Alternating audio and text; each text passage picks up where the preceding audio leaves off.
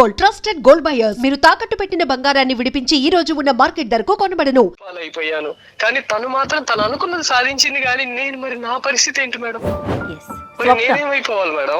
ఇప్పుడు మీరు మోరల్ని మాట్లాడుతున్నారు, ఏంది నా జీవితము నా ఇష్టము. సార్ మీరు నన్ను భయపెడుతున్నారా సార్? చట్టాలు ఇవన్నీ చెప్తూ. నేను భయపెడతాను, నేను ఏమన్నా రౌడీ స్టార్ నా అమ్మ? పెళ్ళైన 6 నెలలకి కిషోర్ అసలు ఎక్కడా కూడా ఇష్యూ లేదా? నాకైతే ఆ సిచ్యువేషన్ గుర్తించుకుంటే ఇప్పటికీ ఏడుపు వచ్చేస్తుంది సార్. నాకు మాట్లాడాలని ఉన్నా కానీ నాకు భయం వేసింది మేడం. తను చాలా ఇంట్లో ఉంది మేడం. ఏదో ఒక రీజన్ చెప్పాలి కదా. అంటే నేను అసలు ఎందుకు వెళ్ళిపోయిందో ఏం జరిగిందో కూడా నాకైతే తెలియదు సార్. ఆయన ఒక అడ్వకేట్ గా కూడా మాట్లాడట్లేదు మీతో. ఇంకా గట్టిగా చెప్పాలంటే మీ ఒక అన్న లెక్క మాట్లాడుతున్నా నేను. మీలాంటి పెద్దవాళ్ళని నేను ఇట్లా మాట్లాడడం. నేనున్నాను మేడం, నేనున్నాను కదా మేడం ఆయనకి. మేడం నేను ఒకసారి హస్బెండ్ తో మాట్లాడొచ్చా? అయ్యో తప్పకుండా అమ్మా, మాట్లాడండి. ఏమండి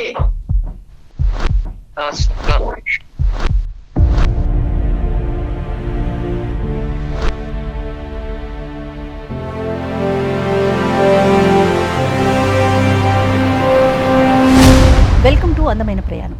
నమస్తే నాగేశ్వర్ గారు. నాగేశ్వర్ గారు, మనకి కిషోర్ అనే ఒక అతను వాట్సాప్ మెసేజ్ చేశాడండి. అది భార్యాభర్తల మధ్య ఇష్యూ. పూర్తిగా మెసేజ్ చదివాను. నిజంగా ఇలాంటి రీజన్స్ కూడా ఉన్నాయా, ఇలా కూడా ఆలోచిస్తున్నారా అని అనిపించింది. ఆ సమస్యను మీ ముందు పెట్టాలనిపించింది. మరి ఒకసారి కిషోర్తో మాట్లాడదామా? అతని సమస్య ఏంటో మీరే స్వయంగా విందురు కానీ. తప్పకుండా. హలో హలో, నమస్తే అమ్మా, కిషోరా మాట్లాడేది? అవునండి కిషోర్ అండి. నేను జయాని అందమైన ప్రయాణం ప్రోగ్రాం నుంచి కాల్ చేస్తున్నాను. నాతో పాటు అడ్వకేట్ పూజారి నాగేశ్వర్ గారు కూడా ఉన్నారు. మీరు నాకు వాట్సాప్లో మెసేజ్ పెట్టారు కదమ్మా? ఎస్, నమస్కారం మేడం. నమస్తే. ఒక్కసారి మీ సమస్య ఏంటో, మీరు ఎలాంటి ప్రాబ్లమ్ని ఫేస్ చేస్తున్నారో క్లియర్గా చెప్తే నాగేశ్వర్ గారు దానికి సంబంధించి మంచి సలహా ఇస్తారు. నమస్తే. నమస్తే కిషోర్. నా పేరు వచ్చేసి కిషోర్ సార్. నేను హైదరాబాద్ లో ఇక్కడ స్విగ్గీ డెలివరీ బాయ్ గా చేసుకుంటూ ఉంటాను సార్. Okay okay. నా వయసు వచ్చేసి ఇప్పుడైతే 30 సంవత్సరాలు సార్. ఓకే. నాకు నేను ఇంతకు ముందు నాకు 4 సంవత్సరాల క్రితం పెళ్ళయింది సార్. ఓకే. అప్పుడు పెళ్ళైన సమయంలో నేను మా ఊర్లో ఉండేవాడిని సార్. పొలం పనులు అలా చేసుకుంటూ ఉండేవాడిని సార్. ఓకే. అంటే పెళ్ళైన 6 నెలలకి మా ఆవిడ ఇటు వెళ్ళిపోయింది సార్. అంటే నేను అసలు ఎందుకు వెళ్ళిపోయిందో ఏం జరిగిందో కూడా నాకైతే తెలియదు సార్. అంటే నాకు ఇక్కడ నా బాధ ఏంటంటే పెళ్లి కూడా ఇష్టంగానే చేసుకుంది సార్. నాతో కూడా బాగానే ఉంటుంది సార్. అంటే ఎవరితోనో లేచిపోయింది అంటున్నారు. మరి పెళ్లికి ముందు నుంచి ఏమన్నా తనకి ఇలా ఏదన్నా వేరే వాడితో సంబంధం ఉందా, లేకపోతే పెళ్లి తర్వాత ఏదన్నా సంబంధం ఉందా, ఎందువల్ల వెళ్ళిపోయింది, ఏంటి ఇవన్నీ నిజంగా సార్ వెళ్ళిపోయిన బాధ కంటే అసలు ఈ బాధ నేను తీసుకోలేకపోతున్నాను సార్. కొన్ని విషయాలు చెప్పండి కొంచెం క్లియర్ గా, అప్పుడు నాగేశ్వర్ గారు కూడా పూర్తిగా అర్థమవుతుంది. మీది ప్రేమ వివాహమా లేకపోతే పెద్దలు కుదిర్చిన వివాహమా? పెద్దలు కుదిర్చిన వివాహం మేడం. మీరు నిజమే చెప్తున్నారు. ఈ 6 నెలల్లో మీ ఇద్దరి మధ్య అసలు ఎలాంటి సమస్యలు రాలేదా కిషోర్? అసలు ఎక్కడా కూడా ఇష్యూ లేదా? తన మీద ఏమైనా కంప్లైంట్స్ ఉన్నాయా మీకు? నాకు చెప్పాలంటే తను చాలా బాగుంటుంది మేడం. నాకు అసలు ఎలాంటి కంప్లైంట్ లేదు? లేదు మేడం. మీ మీద తనకుందా? వెళ్ళిపోయిన అమ్మాయి గురించి నేను ఇంకా ఎలా అంత వీటికి అంత ఇబ్బంది పెట్టి మరి నేను తీసుకురాగలను మేడం. కిషోర్, అమ్మాయి ఏం చదువుకుందండి? మేడం డిగ్రీ అయిపోయింది మేడం పెళ్లి టయానికి అయితే. ఓకే. ఒకవేళ వీళ్ళ పేరెంట్స్ తో ఉన్న ఇష్యూ ఉందేమో, కిషోర్ వాళ్ళ పేరెంట్స్ తో ఉండొచ్చు. మరి ఆయనే చెప్పాలి. ఏమండి కిషోర్? ప్రధానంగా అమ్మాయి గురించి మాత్రం ఇష్యూస్ అయితే ఏం లేవు మేడం. మీతో కాదు, మీ పేరెంట్స్ తో. పేరెంట్స్ తో కూడా అంత ఏం లేదు మేడం, బాగానే ఉంటారు. ఏదో మంచి వేతాల కథ లేకుందండి. ఎందుకంటే ఇష్యూస్ ఏం లేవంటాడు, 6 నెలలు మంచిగా ఉన్నావు. మళ్ళీ అమ్మాయి వెళ్ళిపోయింది అంటాడు. వెళ్ళిపోయిన కారణం ఎందుకో తెలియదు అంటాడు. కాదు నాగేశ్వర్ గారు, తన మీద అమ్మాయికి ఏం ప్రాబ్లం లేదంటున్నాడు, అమ్మాయి అమ్మాయి మీద తనకి ఏమీ ఇష్యూ లేదంటున్నాడు. అసలు మరి ఏంటి సమస్య అనేది మీరే మాట్లాడాలి. మరి ఏదన్నా ఉన్నా చిన్న చిన్న అంటే ఫ్యామిలీలో మామూలుగా వచ్చే చిన్న చిన్న గొడవలే తప్ప వెళ్ళిపోయేలాగా అయితే ఏం లేవు సార్. మీ కుల పెద్దలు గాని లేకపోతే మీ అమ్మ నాన్న గాని మరి మీరు ఏ రకమైన ప్రయత్నాలు ఆ అమ్మాయిని తీసుకురావడానికి చేయలేదా? చేశాను సార్, చేశాను సార్. నేను మరి చేసినప్పుడు వాళ్ళు ఏదో ఒక రీజన్ చెప్పాలి కదా, పలానా రీజన్ వల్ల అబ్బాయి ప్రవర్తన బాగాలేదనో లేకపోతే అమ్మాయికి ఇబ్బంది ఎదురవుతుందనో ఏదో ఒకటి చెప్పాలి కదా. చెప్పలేదు సార్. మరి అంత ఇష్టంగా పెళ్లి చేసుకున్న అమ్మాయి 6 నెలలకు మిమ్మల్ని వదిలిపెట్టి వెళ్ళిపోవడం అనేది అయితే ఇది మరి నాకు కూడా చాలా మిస్టరీగానే ఉంది అసలు. అర్థమే కావట్లేదు. ఏదైనా సమస్య ఉంటే మనం దాన్ని సాల్వ్ చేయొచ్చు కానీ నువ్వేమో ఏం సమస్య చెప్పడం లేదు, ఆ అమ్మాయి వెళ్ళిపోయింది కామన్ గా అని చెప్తున్నావు నువ్వు. ఏదో ఒక 100% ఒక అమ్మాయి వెళ్ళిపోయింది అంటే ఏదో ఒక కారణం లేకుండా ఉండదు. ఓకే, ఖచ్చితంగా ఏదో ఒక కారణం ఉంటది, దాన్ని ఫైండ్ అవుట్ చేయడంలో నువ్వు విఫలమైనవని నేను అంట. అలా ఏం లేదు సార్, నాకు ఉన్న టైంలో బాగానే ఉంది సార్. అమ్మా నాగేశ్వర గారు అన్నట్లుగా మీరు ఫైండ్ అవుట్ చేయలేకపోతున్నారేమో అనిపిస్తోంది. ఫైండ్ అవుట్ చేయలేదు. ఇప్పుడు ఒక 6 నెలలు జర్నీ చేసిన అమ్మాయి అంటున్నా కదా, 6 నెలలు ఇద్దరు కలిసి జీవించిన తర్వాత అమ్మాయి వెళ్ళిపోయింది అంటే ఏదో ఒక 100% ఏదో ఒక ప్రాబ్లం ఉండి ఉంటది. చెప్పకుండా వెళ్ళిపోయిందంటే ఇంకా ఏదో ప్రాబ్లం ఉంటుంది. ఓకే, చెప్పుమా ఏం చేద్దాం, అసలు ఈ సమస్యకి పరిష్కారం ఏంటి, ఏం అర్థం కావట్లేదు. మరి మేడం నాకు ఇప్పటిదాకా ఏం అర్థం కాని పరిస్థితుల్లోనే ఉన్నాను మేడం. అయితే మొన్న ఒక 4 రోజుల క్రితం ఒక సంఘటన అయితే జరిగింది మేడం. దాని మూలంగానే నేను మిమ్మల్ని అప్రోచ్ అవడానికి కారణం మేడం. చెప్పండి ఆ సంఘటన ఏంటో. స్విగ్గీ డెలివరీ బాయ్ గా చేస్తున్నాను మేడం. అయితే నాకు ఒక డెలివరీ వచ్చింది. ఆ రోజు నేను డెలివరీ ఇవ్వడానికి వెళ్ళాను మేడం. ఓకే, వెళ్తే నేను షాక్ మేడం. నేను డెలివరీ ఇవ్వడానికి వెళ్ళిన ఇంట్లో తను ఉంది మేడం, మీ వైఫ్.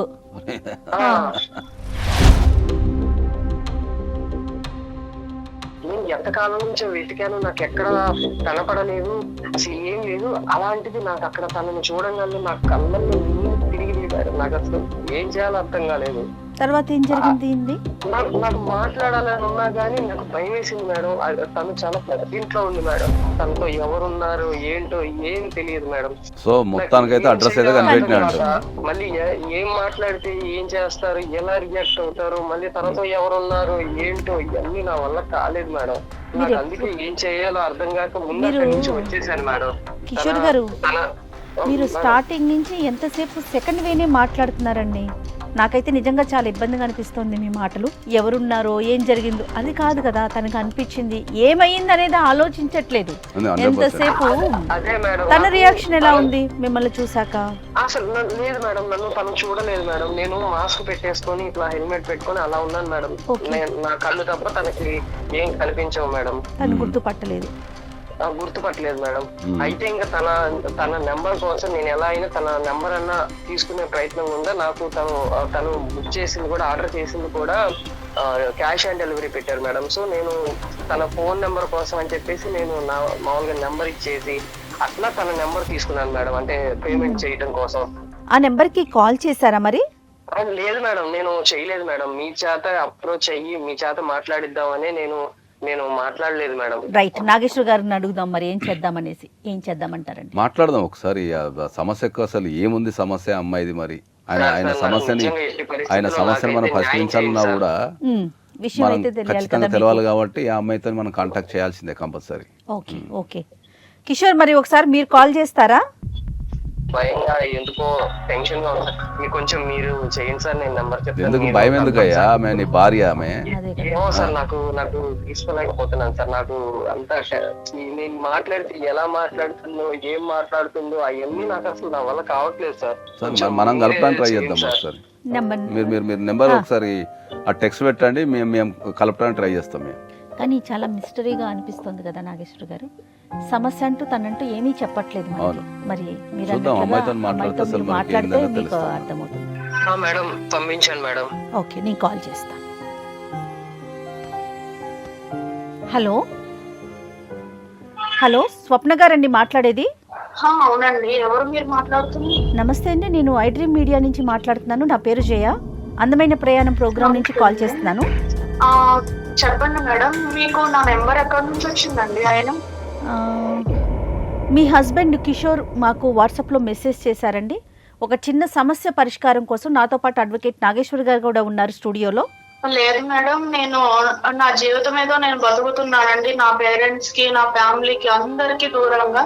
అయినా నేను ఈ నెంబర్ అసలు మీకు ఎలా దొరికిందో నాకు అర్థం కావట్లేదు. నా జీవితాన్ని ఇట్లా ఉండనియండి ప్లీజ్.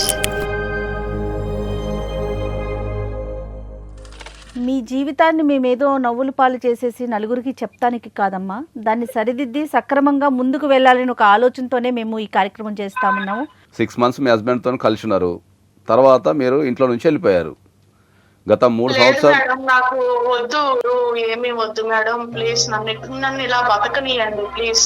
నాగేశ్వర గారు మాట్లాడుతున్నారు, ఒకసారి నువ్వు అసలు వినే ప్రయత్నం అన్నా చేయి తల్లి. నీ జీవితానికి సంబంధించే కదా మేము మాట్లాడుతున్నాము. అమ్మా నువ్వు ఎవరితో ఒకరితో కంపల్సరీ పంచుకోవాలమ్మా మీరు. ఫస్ట్ నాకు వద్దు మేడం, నేను నా జీవితంలో చాలా చూసేసాను మేడం, ప్లీజ్ వద్దు సార్, వద్దు, మీరు ఏమనుకోకండి. అమ్మా ఇప్పుడు కంపల్సరీ నీ జీవితాన్ని ఖచ్చితంగా మరింత అర్థవంతంగా చేయటానికే మేము ఇప్పుడు కాల్ చేస్తున్నాం అమ్మా. మీరు వినాలి కొద్దిగా, మీరు సమాజంలో ఉన్నారు. మీరు పెళ్లి చేసుకున్నారమ్మా. ఇప్పుడు 2 అంశాలు ఉంటాయి దీంట్లో, ఒకటి చట్టం ఉంటుంది, ఒకటి మోరల్ ఉంటుంది.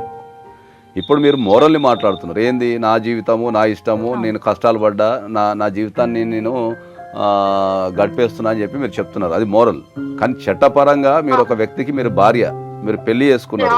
ఓకే, మీరు పెళ్లి చేసుకున్నారు, తర్వాత మీరు ఏది చేయాలన్నా కూడా, అంటే మీరు విడిపోవాలన్నా కలిసి ఉండాలన్నది చట్ట ప్రకారమే చేయాలా.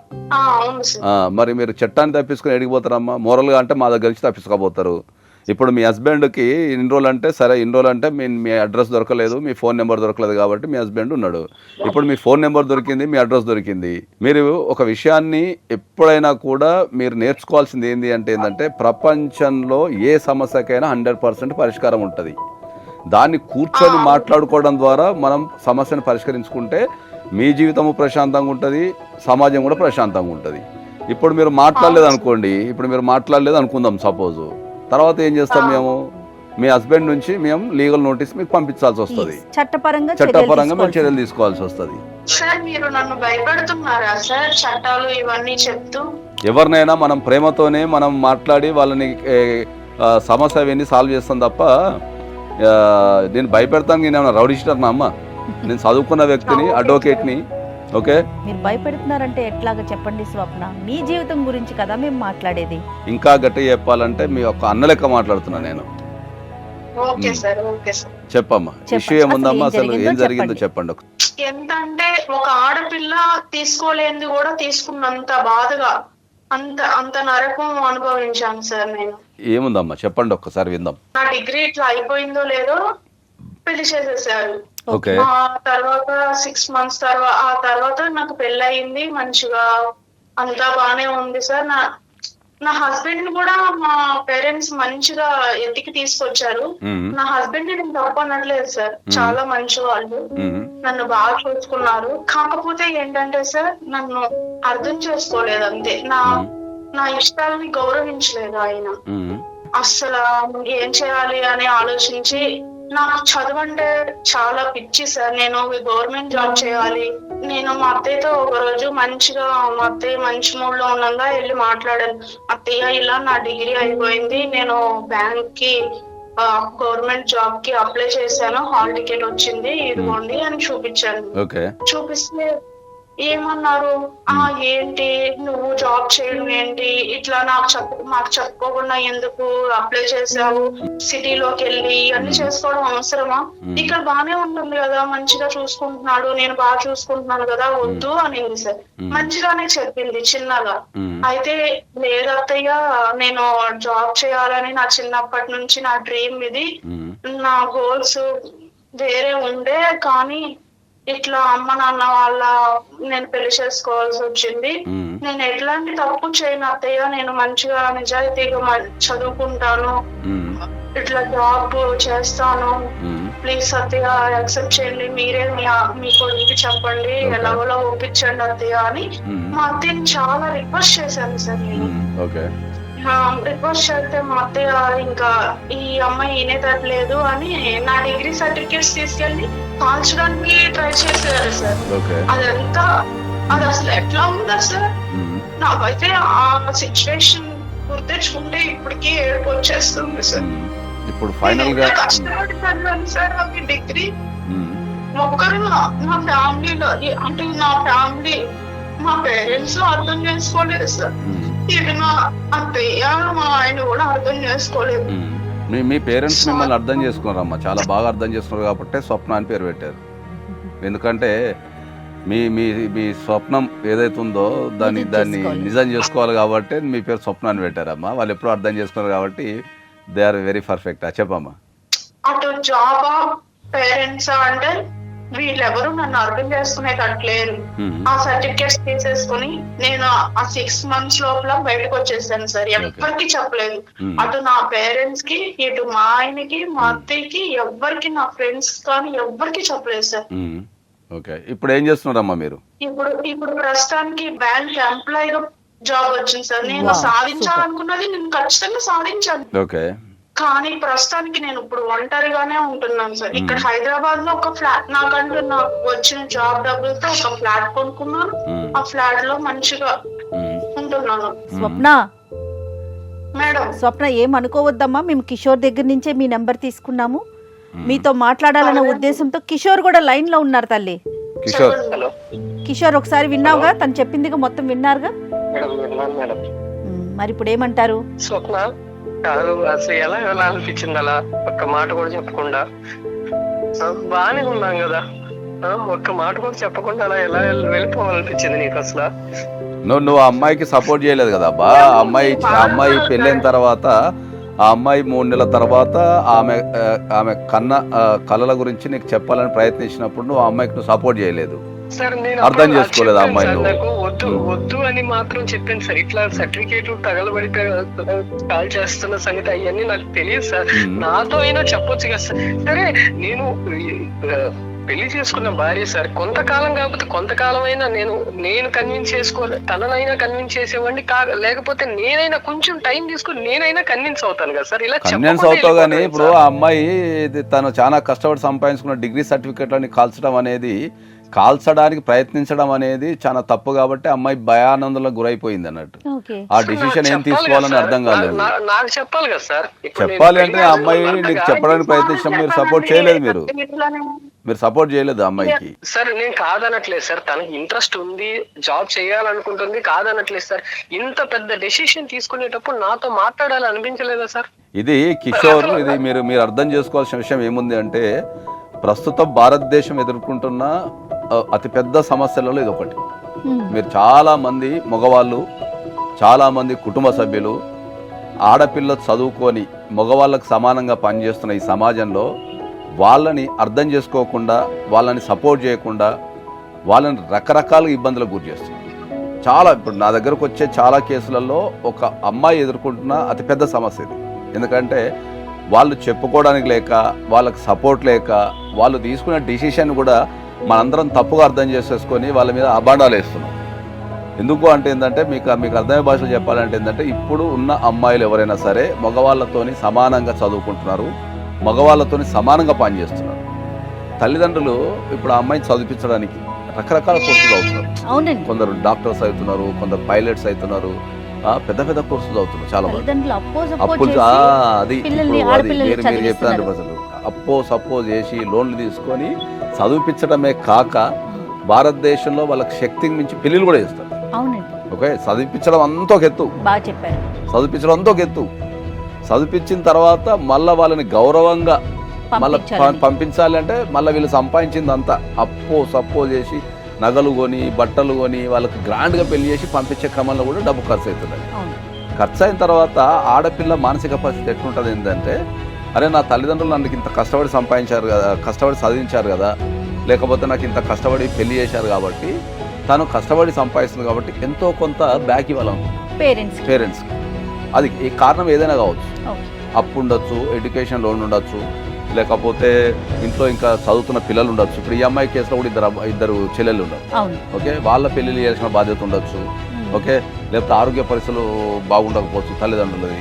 కాబట్టి పనిచేసే అమ్మాయి, ఒక మగ పిల్లగాడు ఎట్లయితే సంపాదించిన తర్వాత తల్లిదండ్రులను చూసుకోవాలనుకుంటున్నాడో, ఒక ఆడపిల్ల కూడా ఈ రోజులలో పనిచేస్తూ ఇద్దరిని, 2 కుటుంబాలని బ్యాలెన్స్ చేయాల్సిన బాధ్యత మగవాళ్ళకి వచ్చారు ఒక కుటుంబాన్ని బ్యాలెన్స్ చేస్తే సరిపోతుంది. ఇప్పుడు మగవాడు ఒక కుటుంబాన్ని బ్యాలెన్స్ చేస్తే సరిపోతుంది, వాళ్ళ కుటుంబాన్ని పిల్లల్ని చూసుకుంటే సరిపోతుంది. ఆడపిల్లలకు అదనపు బర్డెన్ పడుతున్నది ఇప్పుడు ఆడపిల్లలకి. ఎందుకంటే అక్కడ కనిపెంచిన తల్లిదండ్రులని చూసుకోవాల్సిన బాధ్యత, ఇక్కడ కట్టుకున్న భార్యని కట్టుకున్న కుటుంబాన్ని చూసుకోవాల్సిన బాధ్యత ఆడపిల్లల మీద బర్డెన్ పడుతున్నది. రెండింటిని బ్యాలెన్స్ చేయాల్సి వస్తుంది వాళ్ళు. నాగేశ్వర గారు, ఈ సందర్భంగా చెప్పండి, చట్టపరంగా ఏమన్నా దీనికి సంబంధించి సపోర్ట్ సిస్టమ్ ఉందా? అంటే ఇండియాలో లేదు, అదే ప్రాబ్లం. ఇండియా ఎదుర్కొంటున్న అతిపెద్ద ప్రాబ్లం ఏంటి అంటే, ఈ భారతదేశంలో ఆడపిల్లలకి ఓకే భర్త ఆస్తి మీద కానీ లేకపోతే అత్తామామల ఆస్తి మీద కానీ ఏ రకమైన హక్కులు లేవు. అది అతి పెద్ద లోపం ఇండియాలో. భార్యకి లేదు, ఓన్లీ బతకడానికి నాకు మెయింటెనెన్స్ ఇవ్వండి అని అడగడం తప్ప. ఇప్పుడు ఈమె సహకారం లేకుండానే ఆస్తులు పెరుగుతాయా? పెరగవు కదా, అవకాశమే లేదు. మరి అదే ఫారిన్ కంట్రీస్లో ఆస్తుల వాటా ఉంది, భర్త సంపాదించిన ఆస్తిలో వాటా ఉంది. పెళ్ళైన తర్వాత సంపాదించిన దాంట్లో 50% ఏ కారణం చేతనైనా వాళ్ళు విడిపోవాల్సి వచ్చినా, వాళ్ళు విడిగున్నా, ఏ కారణం చేతనైనా 50% ఆఫ్ ద అసెట్స్ బాజాప్తు ఇవ్వాల్సిందే. కానీ మనసు విప్పి మాట్లాడుకోపోవటం వల్ల, ఓకే సరైన కమ్యూనికేషన్ లేకపోవటం వల్ల, ఓకే వాళ్ళకు దశా నిర్దేశం చేయకపోవటం వల్ల ఎవరి డెసిషన్ వాళ్ళు తీసేసుకొని, ఓకే ఎవరి జీవితాలు వాళ్ళు గడుపుతూ, ఎవరి లక్ష్యాల కోసం వాళ్ళు పనిచేస్తూ, ఒక కోఆర్డినేషన్ సిస్టమ్ లేదు. దీనివల్ల వీళ్ళ అందమైన జీవితం, ఒక యవ్వనంలో ఉన్న ఒక అందమైన ఒక 4 సంవత్సరాల జీవితం, ఒక భార్యాభర్తలు కలిసి ఎదగాల్సిన జీవితం, వాళ్ళిద్దరు విడిపోయి ఎవరి జీవితాలు వాళ్ళు గడుపుతూ ఒకళ్ళ మీద ఒకళ్ళకి ప్రేమ ఉన్నా కూడా చెప్పుకోలే పరిస్థితులు ఉండిపోయారు. ఇప్పుడు స్వప్న తన గోల్ తను రీచ్ అయింది. అవును, చెప్పండి. కానీ మీరు అన్నట్లుగా కలిసి ఉండాల్సిన జీవితం అదే అంటున్నా. ఇప్పుడు ఒక యవ్వనంలో ఒక 4 సంవత్సరాలు తోడుగనుకుంటే మానసికంగా కానీ, శారీరకంగా కానీ, సామాజిక పరంగా కానీ వీళ్ళు చాలా గట్టిగా ఉంటారు, మెచ్యూర్డ్గా ఉంటారు. ఒక మెచ్యూరిటీ అనేది ఒక వ్యక్తితో గడపడం ద్వారానే వస్తుంది. చెప్పమా కిషోర్, ఏదో చెప్తున్నారు, చెప్పండి. మేడం, మీ నిజంగా సార్ చెప్పిన మాటలు చాలా నిజాలు ఉన్నాయి మేడం. ఇప్పుడు ప్రజెంట్ అలాగే ఉన్నారు జనాలందరూ కూడా. నేను దాంట్లో కూడా కాదనలేదు మేడం. కానీ నా లైఫ్ లో ఇప్పుడు పెళ్లి చేసుకున్నప్పుడు ఒకరి బాధ్యత ఒకరిలాగా మనం చూడాలి మేడం. కానీ తను మాత్రం తన అచీవ్ చేయాలనుకుని తను వెళ్ళిపోయింది మేడం. తన స్వార్థం చూసుకుని తను వెళ్ళిపోయింది, తను అచీవ్ చేసింది మేడం. కానీ నేను వాళ్ళ మాటలు వీళ్ళ మాటలు ఎన్ని అవమానాలు పడిపోయి అసలు నేను ఇంకా క్షీణించిపోయాను మేడం. నేనైతే చెప్పాలంటే అప్పుల పాలైపోయాను. కానీ తను మాత్రం తను అనుకున్నది సాధించింది. కానీ నేను మరి నా పరిస్థితి ఏంటి మేడం? మరి నేనేమైపోవాలి మేడం? స్వప్న, మీరు చెప్పండి. నేనున్నాను మేడం, నేనున్నాను కదా మేడం ఆయనకి. మరి 4 సంవత్సరాలు ఎటు వెళ్ళినామో మరి ఉన్నప్పుడు మీరు మరి హైదరాబాద్కి వచ్చిన తర్వాత మీరు సార్ నేను నేను వేరే ఉద్దేశంతో నేను బయటకు రాలేదు సార్. నేను వాళ్ళ అమ్మని మా ఆయన్ని విడదీయడం నాకు ఇష్టం లేక నేను మీరు విడిపోయారా అనుకుని నేను బయటకు వచ్చేసాను సార్. వాళ్ళిద్దరిని విడదీయడం ఇష్టం లేక మీరు విడిపోయారు. మీ 4 ఏళ్ల జీవితాన్ని వెనక్కి తెచ్చుకోండి చూద్దాం. ఎవరు తీసుకురాగలుగుతారు ఒక 4 సంవత్సరాల జీవితాన్ని? ఈ 4 సంవత్సరాలు నేను ఎంత నరకం అనుభవించాను సార్ ఒంటరిగా. అలాగే నా చుట్టూ ఉన్న మగవాళ్ళ నుండి నన్ను నేను కాపాడుకుంటూ నా బతుకు కోసం సేల్స్ గర్ల్ లాగా ఒక బట్టల షాప్ లో పనిచేస్తూ మార్నింగ్ అంతా బట్టల షాప్ లో పనిచేసి ఈవినింగ్ ఇంటికి వెళ్ళి ఫుడ్ ఒక్కొక్క రోజు ఫుడ్ లేక మంచినీళ్ళతో కడుపు నించుకునేదాన్ని సార్. అసలు అది ఎంత బాధ సార్. నాకంటూ ఒకరు లేకపోతే ఎంత బాధ ఉంటుంది సార్. నన్ను పట్టించుకునేటోళ్ళు లేకపోతే. నాకు ఆ బట్టల షాప్ లో ఎంత వస్తాయి సార్? బట్టల షాప్ లో ఇప్పుడు ప్రస్తుతం పని చేస్తే 10,000 12,000 అంతేగాని సార్. 10,000 12,000 కొంచెం ఉంచుకుని కొంచెం దాచి పెట్టుకుని అలాగా నేను బ్యాంక్ కోచింగ్ తీసుకున్నాను సార్. ఎంత కష్టపడి ఉన్నాను సార్. ఆ టైంలో నా హస్బెండ్ నన్ను అర్థం చేసుకుని ఉంటాం. అయితే అమ్మా నువ్వు చెప్పింది అర్థమైందమ్మా, నువ్వు చెప్పింది అర్థమైంది. కానీ దీన్ని బ్యాలెన్స్ చేయాల్సిన బాధ్యత కూడా మీ అందరిపైన ఉండాల్సి ఉండే. మీకు ఒక విషయాన్ని అయితే నేను చాలా స్పష్టంగా చెప్పదలుచుకునేది అంటే అమ్మా, భారతదేశంలో డైవర్స్ రేషియో పెరుగుతుంది. ఓకే, ఎందుకు పెరుగుతుంది? అసలు ఏం సమస్యలు ఉంటాయి భార్యాభర్తల మధ్యలో చెప్పండి. ముఖ్యంగా ఇదిగో అనుమానాలు, మిస్అండర్స్టాండింగ్, అనుమానాలు, ఫైనాన్షియల్ ఇష్యూస్ తప్ప ఏముండవు. ఏముండవు. నువ్వు మొత్తం వెతుకులాడినా కూడా మిస్కమ్యూనికేషను, అండర్స్టాండింగ్, సపోర్ట్ సిస్టమ్ లేకపోవడము, ఓకే, ఒకరినొకరు అర్థం చేసుకోవటము, ఇల్లీగల్ రిలేషన్షిప్స్ ఉండటము, ఫైనాన్షియల్ ఇష్యూస్, ఇవే ఉంటాయి అన్ని. ఇవన్నీ కూర్చొని మాట్లాడుకొని పరిష్కరించదగ్గయే. ఓకే, మనం కోర్టుకి వెళ్తాము, కోర్టులో కూడా మీకు కౌన్సిలింగ్ సెషన్స్ ఉంటాయి, లేకపోతే కోర్టులో కూడా కలిసి ఉండటానికో విడిపోవడానికో చెప్తారు తప్ప కోర్టుకు వెళ్ళడం వల్ల కలిగే లాభం ఏముంటుంది? ఓకే, ఒక పర్సనల్ జీవితాన్ని నేనైతే బీయింగ్ ఏ అడ్వకేట్ కింద అయితే నేను మ్యాట్రిమోనియల్ ఇష్యూస్లో ఎవరినైతే చాలా మందికి ప్రిఫర్ చేయను నేను కోర్టుకు వెళ్ళడానికి. సాధ్యమైనంత వరకు కూర్చొని, సాధ్యమైనంత వరకు కూర్చొని మాట్లాడి పరిష్కరించుకోండి అని చెప్తా నేను. నాకు ఇంకొక విషయం అర్థం కావట్లేదు నాగేశ్వర గారు, వీళ్ళిద్దరి విషయంలో ఇటు పేరెంట్స్ ఉన్నారు, అటు పేరెంట్స్ ఉన్నారు. వాళ్ళ దాకా తీసుకెళ్తే ఏం చేయాలి, ఎలా చేయాలి, ఏం చేయకూడదు, కనీసం వాళ్ళకు ఒక సలహా అన్న లభించేది కదా. ఎవరితో మాట్లాడకుండా ఎవరి డెసిషన్ వాళ్ళు తీసేసుకొని భయం వీళ్ళకు చెప్తే వినరేమో. ఈ అమ్మాయి ప్రధానంగా ఈ అమ్మాయి భయానికి లోనైపోయింది అంతే. ఈమెకున్న ఏదైతే కళలు ఉన్నాయో వీళ్ళందరూ కలిసి నాశనం చేసేస్తారేమో. ఓకే, ఇప్పుడు తల్లిదండ్రుల సైడ్ చూసుకుంటేనేమో సామాజికమైన ప్రెజర్ ఏముంటది, 3 ఆడపిల్లలు ఉన్నారు, ఒక అమ్మాయిని పెళ్లి చేసి పంపించేసేయాలని వాళ్ళ దృక్పథం. అంతే. అత్తమామల సైడ్ చూసుకుంటేనేమో పెళ్ళైన ఆడపిల్ల పని చేయొద్దు, ఇంట్లో కూర్చోవాలనేది అత్తమామల దృక్పథము. ఓకే, మొగునికి చెప్పడానికి ట్రై చేసినప్పుడు అతను అర్థం చేసుకొని సపోర్ట్ చేసుకుండొచ్చు. వీళ్ళు ఎవ్వరు సపోర్ట్ లేదు కదా, వీళ్ళకి చెప్తే వింటారో వినరో, వీళ్ళతో ఎవరు ఫైట్ చేయాలా అని చెప్పేసి ఆమె పారిపోయింది అంతే. జీవితం నుంచి పారిపోయింది కదా. అదే నేర్పుతున్నా నేను. ఇప్పుడున్న సమాజంలో ఇంకా ఈ కథలో మనం నేర్చుకోవాల్సింది ఏంటంటే కనీసం పోరాడుతున్నారు. పోరాడుతున్నారు. స్వప్నకి అండ్ కిషోర్కి మీరు ఏం చెప్తారు? మీ సలహా ఏంటి?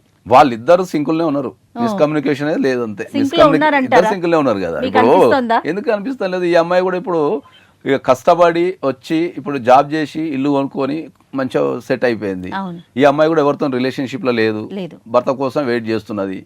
ఇక్కడ ఇంకో గొప్ప విషయం ఏంటంటే కిషోర్ గొప్పతనం ఏంటంటే భార్య చెప్పకుండా వెళ్ళిపోయినా కూడా బాధపడుతూ భార్య కోసం ఎదురు చూస్తూ ఉన్నాడు తప్ప జీవితంలో డైవర్స్ తీసుకోవాలా, ముందుకెళ్లాలా, లేకపోతే ఇంకోటి అని చెప్పి ఆలోచించాలి.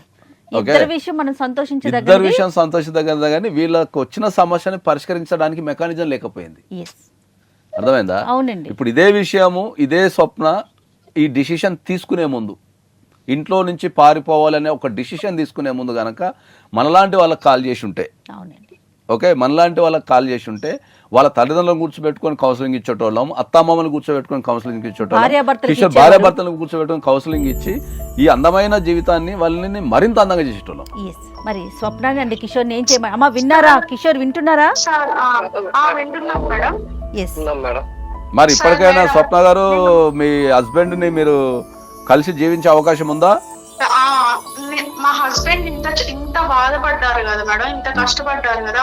మా హస్బెండ్ దగ్గరికి నేను వెళ్ళిపోవడానికి కూడా ఇప్పటికిప్పుడు సిద్ధమే మేడం. నాకు ఉన్న జాబ్ ఇవన్నీ వదిలేసి నేను హ్యాపీగా ఆయనతో బ్రతకడానికి సిద్ధమే మేడం. అమ్మా ఇప్పుడు నువ్వు ఎట్లుందంటే ఇది కథ మొత్తం అన్నీ అయిపోయిన తర్వాత ఏ జాబ్ కోసం అయితే నువ్వు వచ్చి పోరాడవు, మళ్ళీ అదే జాబ్ వదిలిపెట్టి మళ్ళీ హస్బెండ్ దగ్గర పోతాను. మరి ఇదంతా స్టోరీ ఎందుకమ్మా? ఆల్రెడీ అక్కడే ఉంటే అయిపోయేదానికి.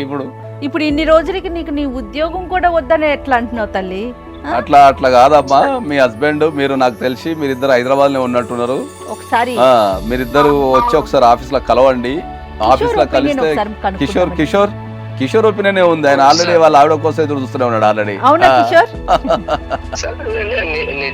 నిజంగా మేడం, అంటే నాకు ఇన్ని రోజుల నుంచి అసలు ఎందుకు వెళ్ళిపోయింది అనేది నాకు ఎంతో బాధనిచ్చింది మేడం.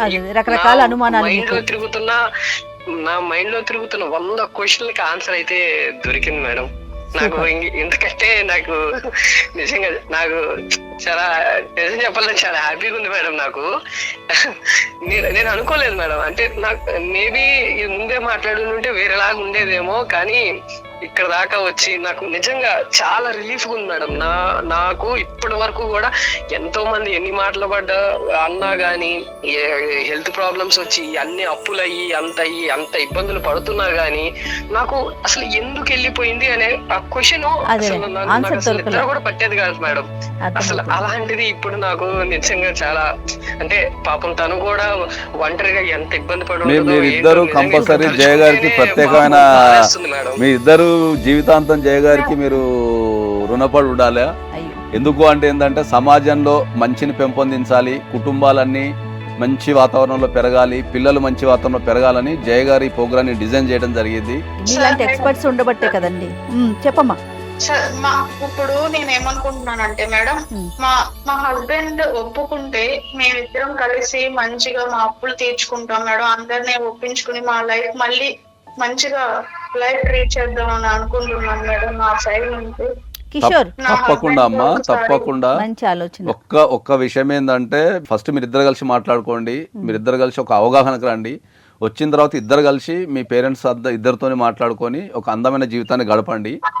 ఈ మాట్లాడే క్రమంలో మళ్ళీ మీకు ఏమైనా ఇబ్బందులు ఎదురైనా, మీ ఇద్దరి మధ్యలో ఏమైనా ప్రాబ్లమ్స్ వచ్చినా, మీకు మీ అత్తమామల నుంచి కానీ, లేకపోతే మీ అమ్మ నాన్నల నుంచి కానీ, పేరెంట్స్ నుంచి కానీ, లేకపోతే సమాజం నుంచి కానీ, ఎక్కడి నుంచి ఏ సమస్య ఎదురైనా మీరు ఎనీ టైం మాకు కాంటాక్ట్ చేయండి. మీకు హెల్ప్ చేసి మీ జీవితం సాఫీగా సాగటానికి ఇక్కడ మేము రెడీగా ఉన్నాము. వాళ్ళకైనా కౌన్సిలింగ్ ఇస్తాము, మీకైనా కౌన్సిలింగ్ ఇస్తాము. ఇద్దరు మంచిగా ఉండండి. ఇద్దరు మీ మాటలు అంటే మీరు చాలా సెంటిమెంట్ ఉన్నారు, మీ మాటలు అవన్నీ చూస్తుంటే ఇద్దరు సెంటిమెంట్ ఉన్నారు బాగా. ఓకే మేడం, నేను ఒక్కసారి హస్బెండ్ తో మాట్లాడవచ్చా? అయ్యో తప్పకుండా అమ్మా, మాట్లాడండి. ఏమండి ఏమండి నన్ను క్షమించండి. నేను మిమ్మల్ని ఇబ్బంది పెట్టడానికో బాధ పెట్టడానికో నేను ఎలా రాలేదు. నేను కూడా నా సైడ్ నుంచి కూడా నేను సారీ చెప్తున్నాను. నేను కూడా ఆ టైంలో సరిగ్గా అర్థం చేసుకొని ఉండాల్సింది, నేను ఆ టైంలో అర్థం చేసుకోలేకపోయాను. నన్ను కూడా క్షమించు. నువ్వు మంచిగా ఉందాం మనం. ఓకేనండి.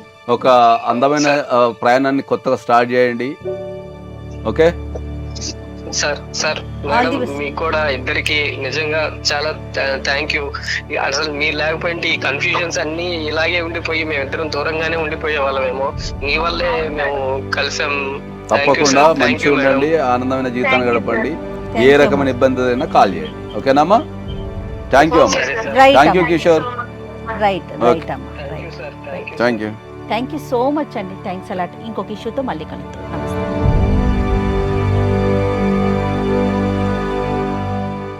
And for more videos, please subscribe to iDream channel. Subscribe to iDream Media. Please subscribe to iDream. Please subscribe to iDream. Please subscribe iDream. And please subscribe to iDream. For more videos, subscribe to iDream.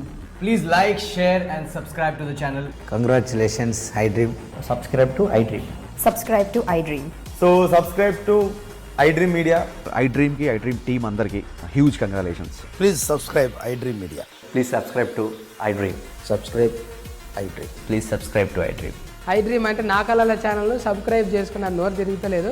మీరైతే గంట గుర్తు కొట్టండి. For more such videos, please subscribe to iDream. Subscribe to iDream. Please subscribe to iDream. Please subscribe iDream Media. Please do subscribe to iDream. Please subscribe to iDream Media. For best entertainment and information, please subscribe iDream. And don't forget to subscribe to iDream.